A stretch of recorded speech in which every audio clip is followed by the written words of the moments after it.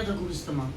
साथियों, आज हमारे बीच में लोक जन सोशलिस्ट पार्टी के प्रमुख डॉक्टर वीरेंद्र विश्वकर्मा जी हैं, जो कि इस समय पूर्वांचल ले लीजिए पूरे प्रदेश में एवं जिले में इनके माध्यम से जो जिला वाइज जिला जन चौपाल लग रहा है, इसका क्या 27 का रिजल्ट आया, क्या मिशन है। तो पहले तो बहुत बहुत स्वागत है सर। जो आप इस समय जन चौपाल के माध्यम से लोगों को जागरूक करने का, इसका क्या सर? देखिए मतलब बहुत अच्छा सवाल किया आपने। जन चौपाल जो हम लोग लगा रहे हैं गाँव, इससे होता है कि जो पदाधिकारी हैं पार्टी के और नेता हैं, वो गांव के हर एक व्यक्ति से सीधे उनका जुड़ाव होता है। और जब नेता गांव-गांव जाता है तो गांव के जो दुख तकलीफ होते हैं, जो उनकी मूलभूत ज़रूरतें हैं, गांव की जो मूल ज़रूरतें होती हैं, सड़क, नाला, पानी, बिजली, इन सबको नज़दीक जाके देखता है कि उन गाँवों में ये सुविधा जो मुहैया हो पाई है कि नहीं हो पाई है। और गांव की समस्याओं को हम लोग नोट करते हैं और उन समस्याओं को समकक्ष अधिकारियों से मिलकर दूर करने का प्रयास करते हैं। जैसे कि जन चौपाल बहुत से लोग लगा रहे हैं, क्योंकि इसमें जो विभिन्न जिलों में जनसंपर्क हम कर रहे हैं, पार्टी के पदाधिकारी भी लगा रहे हैं। क्या 2027 का चुनाव किस पूरी यूपी में किस सीटों पर चुनाव लड़ सकते हैं? देखिए पत्रकार महोदय, मैं तो एक लोक जन सोशलिस्ट पार्टी का कार्यकर्ता हूँ और ये डिसीजन कोई कमेटी का है और राष्ट्रीय कमेटी बैठेगी, प्रदेश कमेटी बैठेगी, उस पर जो लोग सब लोग मिल के निर्णय लेंगे, उस निर्णय पे हम लोग काम करेंगे। लेकिन हमारी प्रयास है कि मैक्सिमम सीटों पे हम लोग चुनाव लड़ने का प्रयास करेंगे और इसीलिए लोक जन सोशलिस्ट पार्टी की तरफ से पूरे जिले में, 75 जिले में, पूरे प्रदेश में और आदेश जारी हो गया है कि सब लोग अपने अपने विधानसभा में जन चौपाल लगाएं और जो पब्लिक है, जो वोटर्स हैं, उनके बीच में जाके अपना सामंजस्य बनाएं, उनके दिल में जगह बनाएं और उनकी समस्याओं को लेके सरकार से, समकक्ष अधिकारी से संघर्ष करें, जिससे उनको न्याय मिले, उनकी सुविधाओं को पहुंचा सके। और उसी का प्रयास किया जा रहा है कि लोगों में जुड़ाव बढ़ता जा रहा है और इससे हम लोगों की और जनता में जो ख्याति है वो बढ़ती जा रही है, लोगों का जुड़ाव बढ़ रहा है और निश्चित रूप से इसका बहुत बेहतर परिणाम मिलने वाला है। जैसे सर इस समय क्राइम बढ़ रहा है और जैसे कि विश्वकर्मा में कांड अभी उठाई है, अभी न्याय नहीं मिला है। इससे सुल्तानपुर में एक रमेश विश्वकर्मा को भी दिन दहाड़े गोली से मार दिया गया। तो इस क्या कहेंगे सर? देखिए पत्रकार महोदय, ये तो सरकार का फेलियर है। हमारे योगी सरकार जीरो टॉलरेंस करते हैं, बट जमीन पे नहीं दिखता है। और मैं जो समझ पा रहा हूँ कि सरकार के लिए जो शोषित वंचित पिछड़े समाज के लोग हैं, गरीब तबके के लोग हैं, उनकी ज़िंदगी का कोई मोल नहीं है।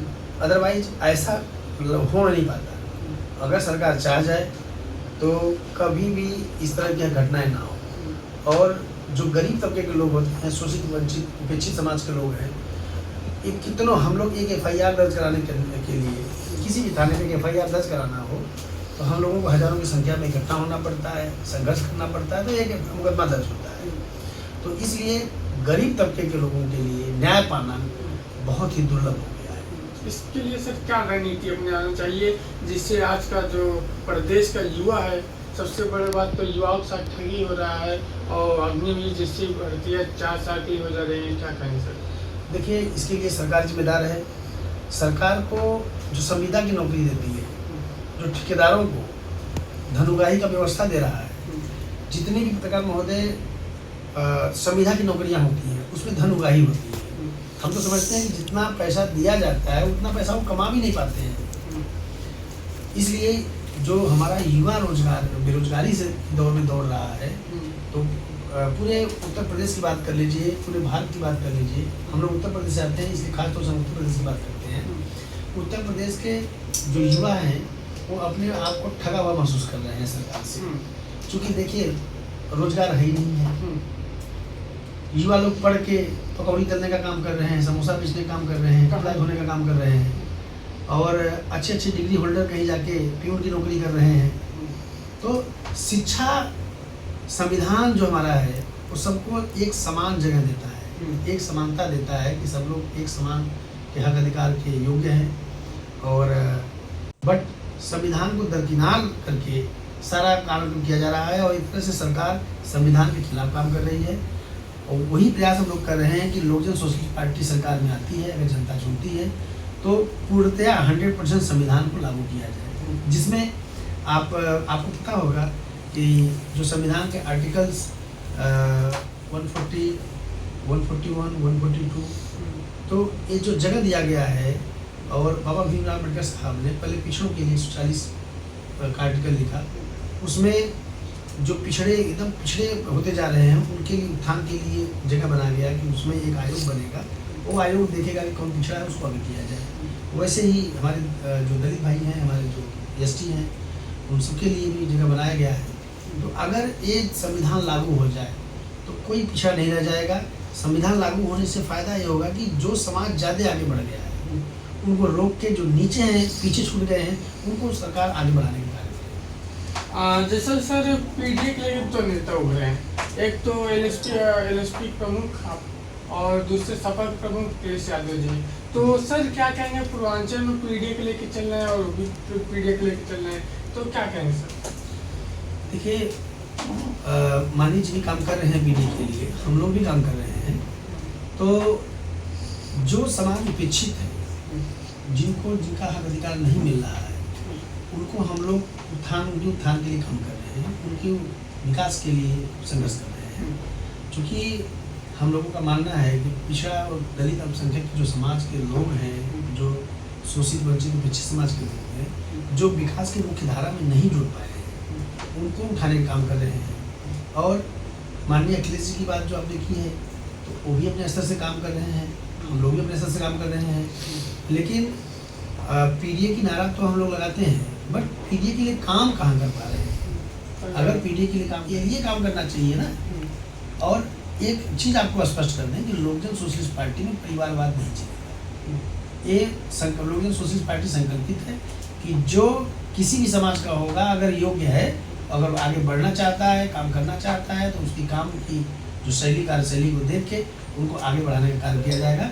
उसमें कोई परिवारवाद नहीं रहेगा, कोई जातिवाद नहीं रहेगा। तो ये रहा। अच्छा, एक आखिरी सवाल, जैसा कि अभी आपके फॉरेस्ट जंगल में 400 एकड़ जमीन, वहाँ पे सर जो जीव जंतु हैं, जो जानवर हैं, वो मारे जा रहे हैं सर, तो क्या कहेंगे? बहुत से लोग बोलते हैं जल बचाओ तो जीवन बचाओ, पेड़ पौधे जब नहीं रहेंगे तो कैसे जीवन बचेगा, इस पर क्या कहेंगे? नहीं, इस पर देखिए बनाए कार्य कर रही होगी, लेकिन जो पशुओं के लिए जंगल है, जो आदिवासियों की ज़मीन है, इन लोगों को हड़पा न जाए, इनको ख़त्म न किया जाए। ये मेरा सरकार से अनुग्रह और निवेदन रहेगा कि इन लोगों की जो ज़मीन है उनको ऐसे सूचित किया जाए। चूँकि आज भी आप देखिए, जो आदिवासियों की ज़मीन है, इनकी कब्जा होना शुरू हो गया है। तो पहले के जो आदिवासी थे, वो लोग एक तरह से यहाँ के राजा थे, उनके लिए कोई उनकी जमीन का कोई नाम वो नहीं होता था, तो वो उस पर कायम है, उस पर रहते हैं। लेकिन अब सरकार एक योजना बना के अपने पूंजीपतियों को और पूंजीपति बनाने के चक्कर में गरीबों के लिए या आदिवासियों के लिए उनके बारे में नहीं सोच पा रही है। वो केवल पूंजीपतियों की गुलाम बन के रह गए हैं, पूंजीपतियों को आगे बढ़ा रहे हैं। क्योंकि मैंने बताया ना आपसे कि गरीबों की ज़िंदगी का कोई मोल नहीं है सरकार के लिए, और जब तक सरकार के लिए गरीबों का मोल नहीं रहेगा, ऐसे ही जनता पिछती रहेगी। तो लोक जन सोशलिस्ट पार्टी बिल्कुल संकल्पित है। लोक जन सोशलिस्ट पार्टी के जितने भी पदाधिकारी हैं, कार्यकर्ता हैं, वो लोग मजबूती से जमीन स्तर से काम कर रहे हैं। और जो शोषित वंचित उपेक्षित समाज के लोग हैं, जो कमजोर तबके के लोग हैं, उनकी लड़ाई लड़ने में बराबर संघर्ष करते हैं। तो ये रहा सर लोक जन सोशलिस्ट पार्टी के प्रमुख डॉक्टर वीरेंद्र सिंह जी का जो संदेश पीडीएफ लेके काफ़ी चर्चा हुआ। तो आप बने रहिए हमारे साथ, सकते हैं। जय हिंद, जय भारत।